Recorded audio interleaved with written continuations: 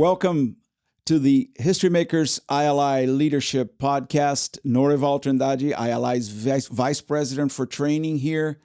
We are continuing our conversation with Bishop David Muniri Thagana, the founder and General Overseer Bishop of Glory Outreach Assembly, GOA. GOA is an African-initiated denomination based in Kenya, present in East Africa, Europe, and North America. Bishop David is a dear friend of many years. We've had a great conversation in our first episode. We are continuing our conversation by focusing on the future of Bishop David, the future of GOA, the future of the gospel in Kenya. Bishop, GOA has come a long way. You started in, as we talked before, you started at the end of the 80s. Through the 90s, you grew, you went from planting one church to having 5 churches in 2001. And then from then on, how many now? 270. From 5 in 2001 to 270 churches. How many countries? In 7 countries. 7 countries. 8 orphanages.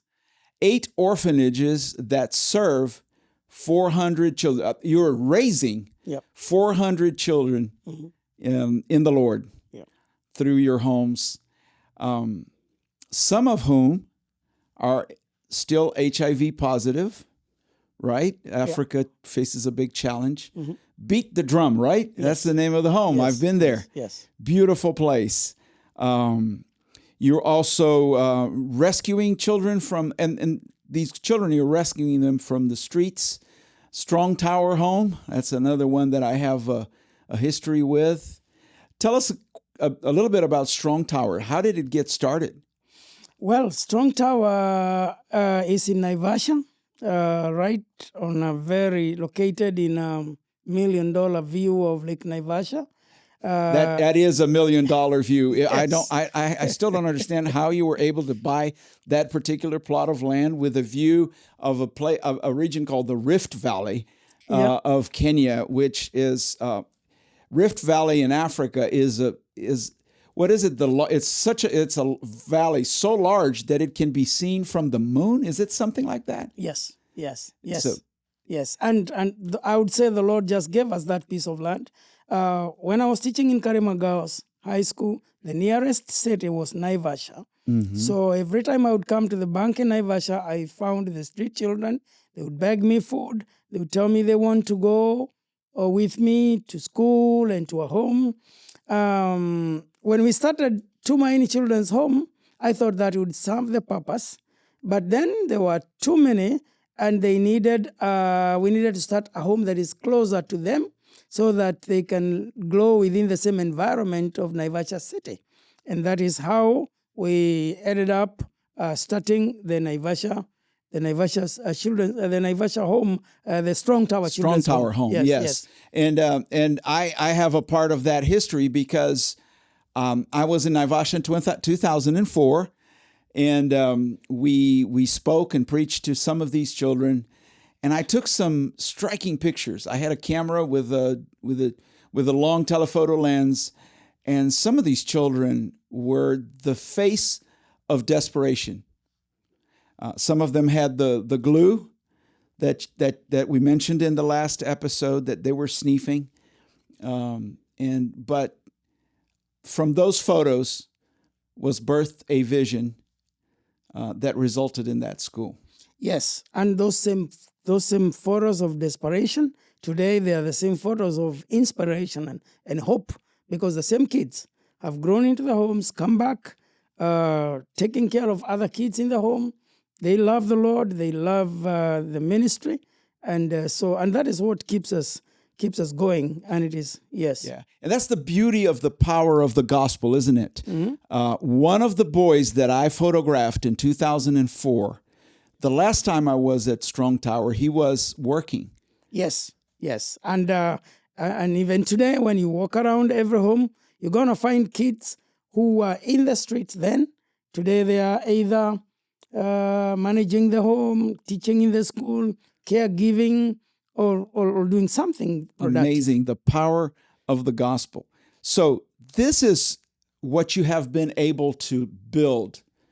And I know when I say you, it's a plural you, because I also know many of the leaders that have been alongside of you throughout these years, and they are as much responsible for the success of this ministry than you are. Yet none of us are getting any younger. So tell us a little bit about some of the initiatives. Let's call those legacy initiatives that you have been spearheading in your network of churches as you come to closer. You're not anywhere close to stopping, but you're coming closer to that age of when you retire from that kind of ministry to be more of a mentor. So in 2021, GOA turned 30 from 1991 to 2021. So I gathered all my leaders together so that we could look at the past 30 years from the beginning. And I gathered the first generation of GOA who are part of the founders, who have continued leading with me. And I also gathered children who have been born during that same period, who are 30 years then. And we all sat together in a retreat, in a prayerful environment, thinking strategically. And we asked ourselves the question, what is it that we have done so well in the 30 years? Of course, we had a great opportunity to hear from the children who have seen us grow, and we wanted them to feel free to tell us, what is it that you'd have preferred done differently? And what it is that then we ask ourselves, where are we now? And where would we want to be the next 30 years? So we engaged, we developed questionnaires, we sent them to all the countries and all the partners where we serve. And that resulted to GOA Vision 2055, which is what has been leading us from that 30 years anniversary, moving towards 2055. Now, when I personally turned 60 years in 9th of March 2023, which is 2 years after that strategic thinking, I happen to have marked my birthday in Djibouti, dealing with the History Makers journey. And I asked the Lord, why would I mark 60 years in Djibouti of all the places?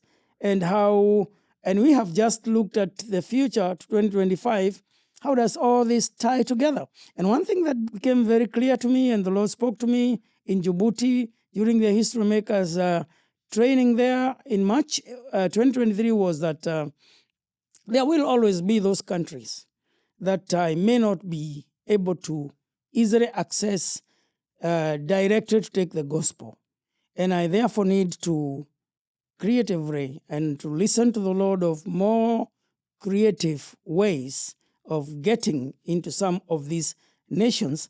And that is where the Lord, first of all, started speaking to me about the business ideas, about going to certain places to do business and to equip business leaders, to empower business leaders.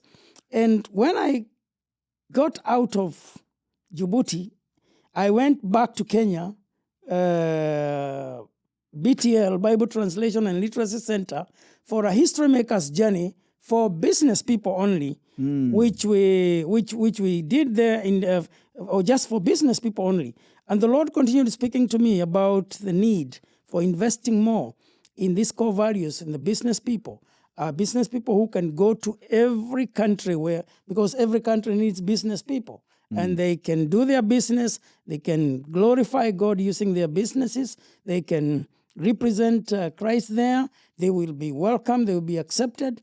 And it is at that point that God spoke to me that as I think about transition, from GOA, a Christian faith-based organization with an international vision of the nations and Great Commission, that I can still transition to Munyere Africa Foundation, a non-governmental organization that will focus on empowering Africa, specifically in the line of business, small, medium enterprises, with a view to eradicate poverty or to reduce or minimize, alleviate poverty in African countries through empowering people through business, small, medium enterprises, through governance, which I'm very passionate about in terms of helping people understand the civic education, having the right leaders in place.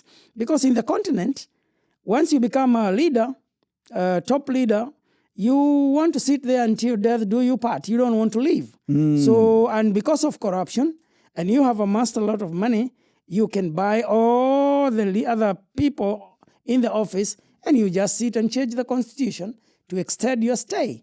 And then once you're about to leave again, buy more people, change the constitution again. I am deeply concerned about that governance of many African countries, and want to see how we could influence that. That is something I was not able to do in GOA very much, because it would change my vision and organization very much in GOA. This is something I want to do, empower people in business, empower people through governance. I am very passionate about the elderly people.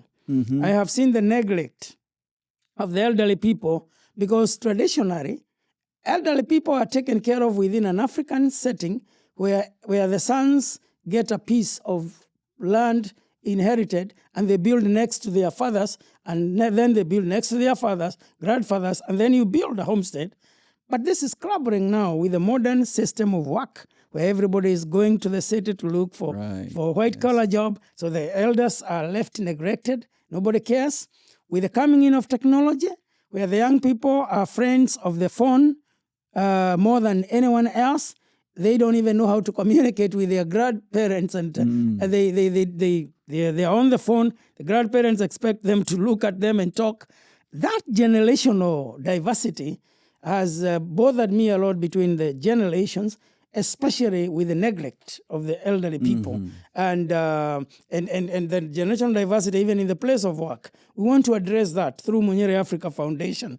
We want to address the question of education, having been a teacher, and now seeing people not able to access higher level of education, particularly college and university. That bothers me a lot.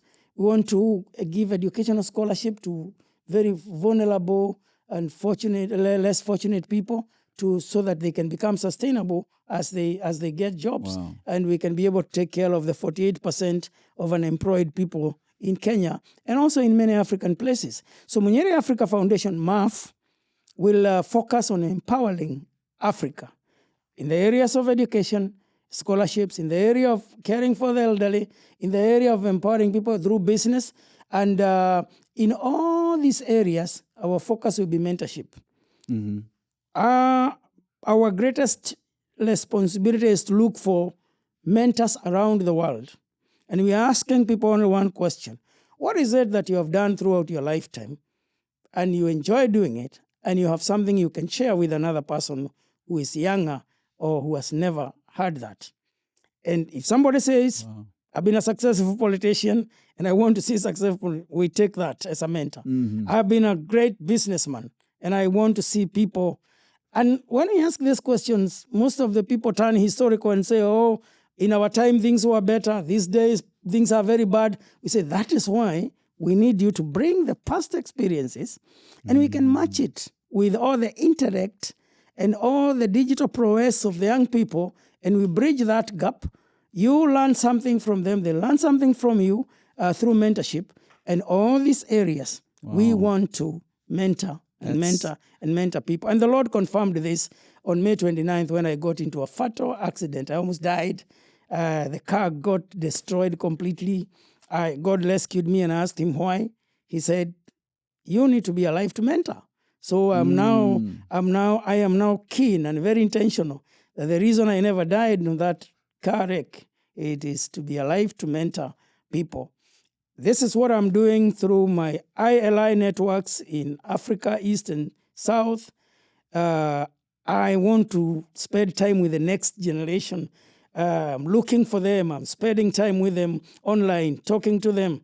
I want to know where they are in all the countries. When I go to Congo, I want to spend more time with Paul Shimbari, the son of Varali, more than I want to spend with Varali. When I go to Luanda, I want to spend more time with Emmanuel, more than I would spend with Guillaume.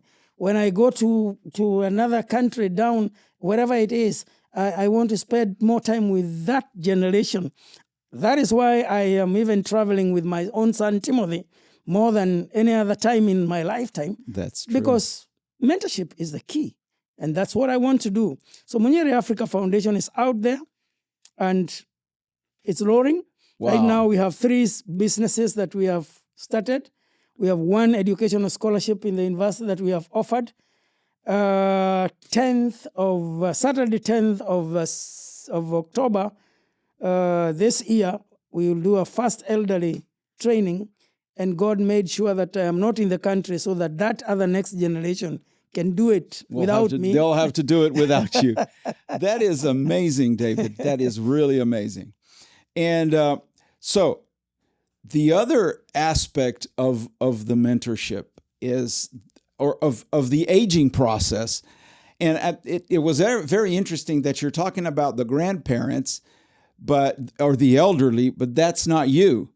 And then the next generation, that's not you either.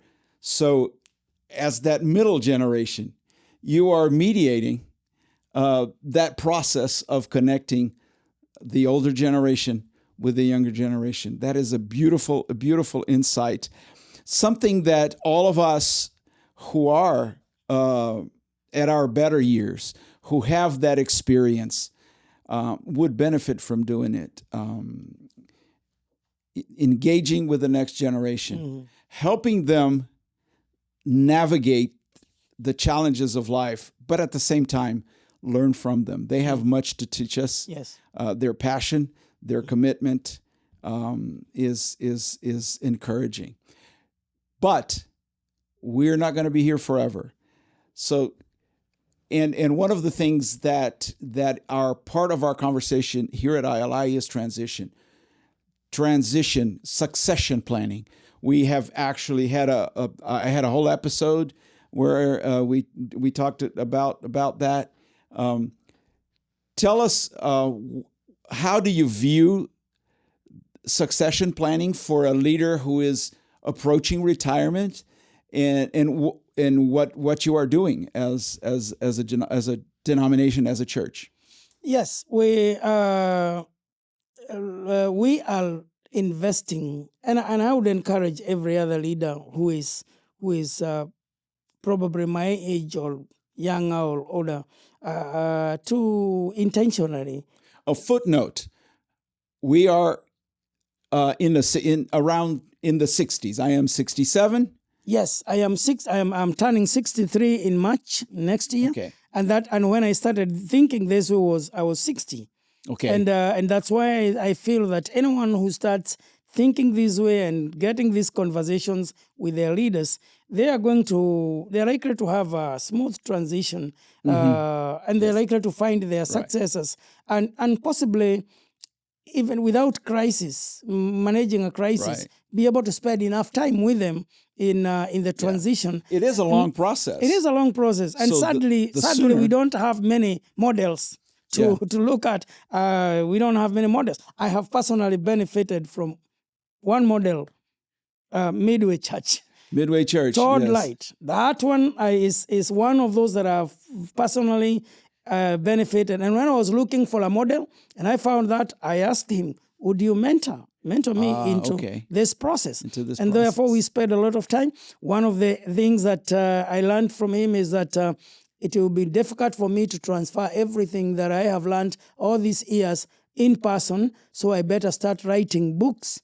And I learned that, and I immediately started writing my first book, which is almost complete. which I'm going to be launching and signing in Midway Church on the 20th of May, 2026. Oh, how nice that. We'll actually make sure we'll put the links to ToddWrightLeads.org. I believe that's the name of his organization, so that you can see and check his books and check Todd Wright. It is a beautiful story of transition, of succession planning, and it is true that they've done a great job. And if they're mentoring you, that is a good sign, Dave, Bishop.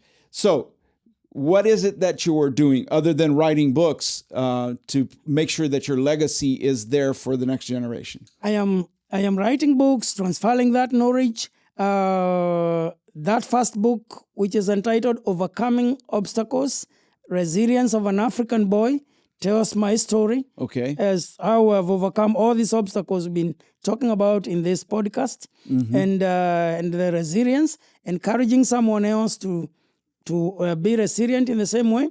That one, I am in the process of beginning the second book, which is going to be entitled Mentoring Legacy. And I'm going to focus purely on what mentorship is and why it is important and how you can find a mentor and all that. So that, because I have found people asking, what is this mentoring? Actually, even yesterday in a meeting, one man asked me what is the difference between discipling and mentoring. So these are questions I have found all over. When I was doing my major research in Masters in Leadership, I focused on assessing the need for leadership in Africa with reference to mentorship.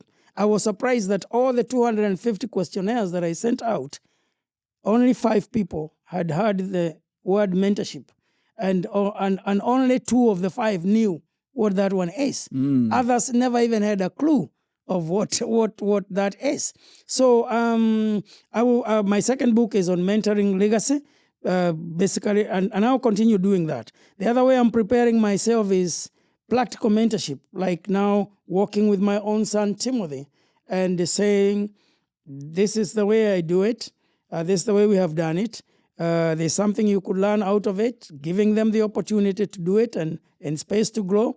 I have many of those young people all over the continent that I am working with, meeting online with them, having just availability for them. The second thing that I'm doing is to find that next generation of leaders. It's not very easy to find them because some of them will shy off. Some of them will want to compare themselves with you. Some of them will feel inadequate, which is what I felt also. So finding them intentionally is one of the things that I'm doing. And when I find them, I address all the fears and all the concerns, especially inadequacy. And then we begin the journey of working together.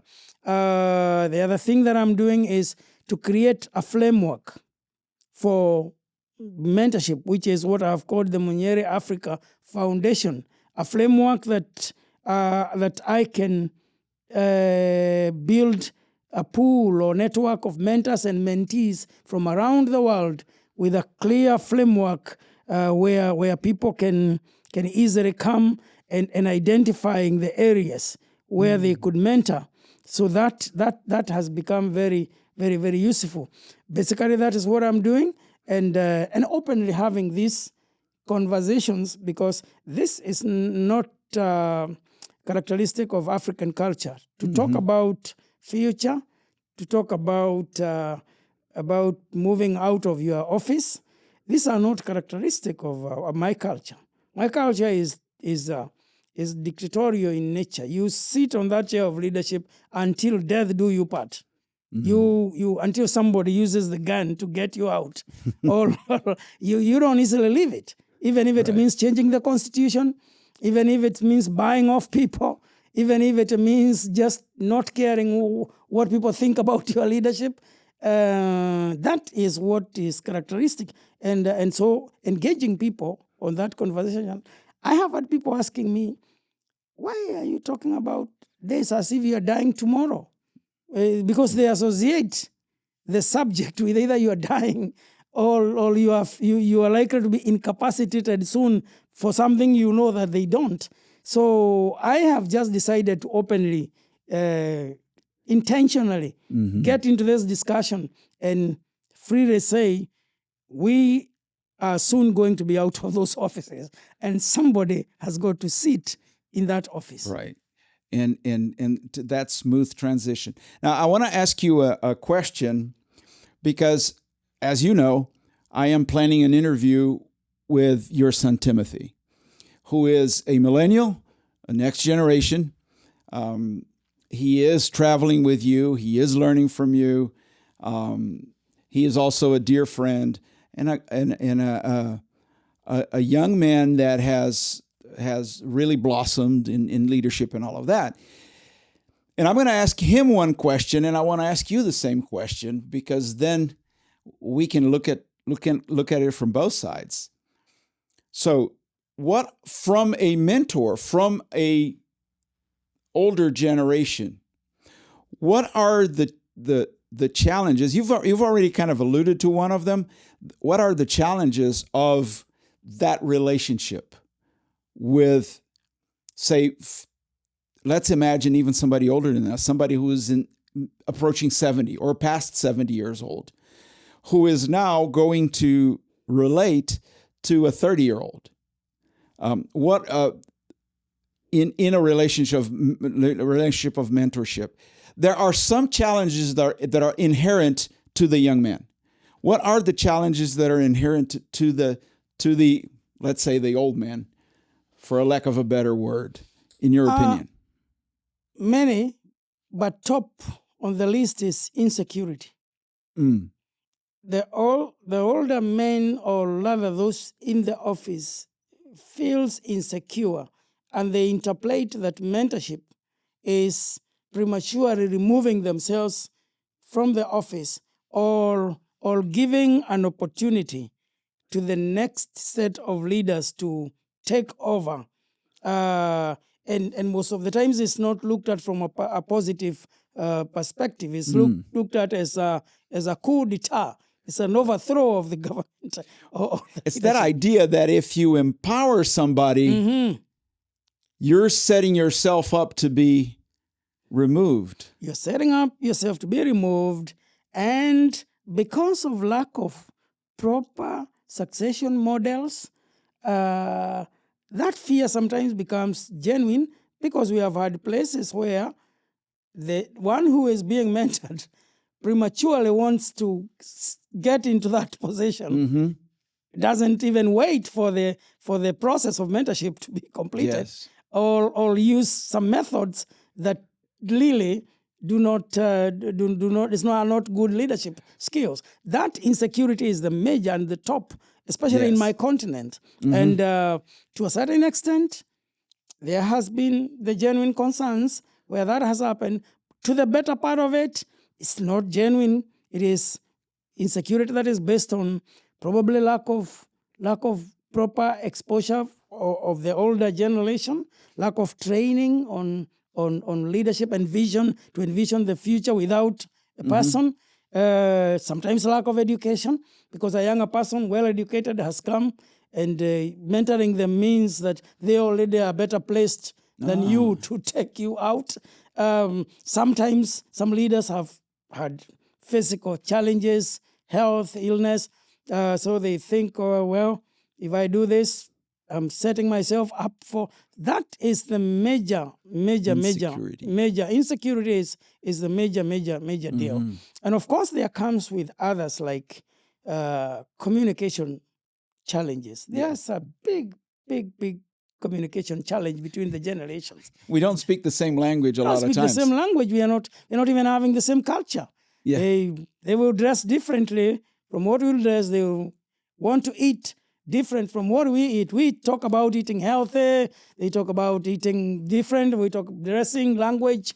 We have a different culture, and that communication within those two cultures in the generation affects leadership significantly, to the extent that even when I am drawing closer to them, with a good intention of mentorship, sometimes they still want to take a back, and they are not very sure, and also it's a big test of my patience, and it's a big test of the mentors, big test of patience, because we, as we said, different culture, so things will be done differently, and most of the times people from my culture, they might be very rigid on the way to do it, and not flexible at all. Yeah. So, It's almost like sometimes your older generation is that this is how it's been done. And then the new people, it's if it's the way it's been done, we need to challenge it, which is not always true. Sometimes the way it's been done is good. Sometimes it needs to be changed. Absolutely. Well, I just want to wish the best and pray that both this initiative of the foundation and the transition, which actually are interconnected initiatives, will be successful.